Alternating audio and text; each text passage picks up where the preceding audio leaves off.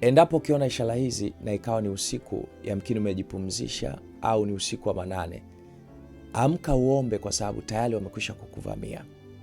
Ishara ya kwanza kwamba umekwisha kuvamiwa na wachawi na mapepo na majini. Namba moja, kusikia kishindo kwenye bati.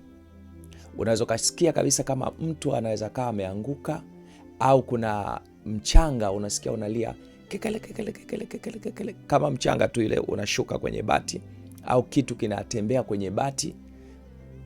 Fahamu kabisa kwamba majira hayo kuna uvamizi, kuna ugeni kutoka kwenye ufalme wa giza umetumwa kwa ajili ya kuja kukujaribu na kutimiza adhima yao. Ishara ya pili, unasikia nywele zinasisimka. Unajua Ayubu alituelezea akasema nywele zake zinamsisimka pindi pepo mbaya apitapo mbele yake. Ishara ya tatu, migogoro ya kifamilia. Unakuta mlikuwa mmekaa tu vizuri, ila inatokea tu from nowhere. Mnakuta mnagombana, mnatukanana, mpaka mnaenda kulala hamsikii hata kusemeshana.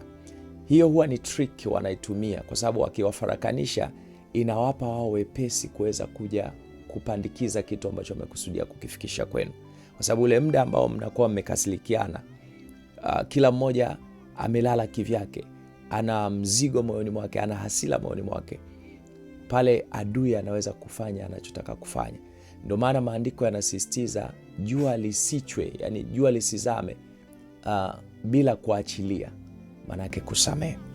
Ishara ya nne ni kupoteza amani bila sababu ya msingi. Unakuta ulilala vizuri, umepumzika vizuri, mara ghafla tu inatokea, unakuta usingizi unaondoka, kuna mawazo yanakuijia, mara ghafla tu amani inatoweka kabisa.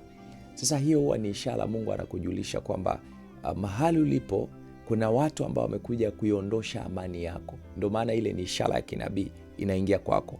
Sasa muda huo huwa ni muda mzuri sana wa kuomba, na ndio maana leo nimekuja kukukumbusha kwamba ukiona ishara hizi zimetokea na ni usiku, usikae kimya, amka, anza kuomba. Usiombe maombi yale ya kupiga magoti, usiombe maombi ya kukaa ndani ya neti. Amka kabisa, just like a soldier. Simama, anza kuomba. Omba tu kabisa, omba mpaka wao wenyewe wajue kwamba huyu ndugu amekwisha kutushtukia, tuondoke zetu. Na ndiyo itakuwa sababisho la wewe kuweza kushinda hizi nguvu za giza. Mungu akubariki sana. Amen.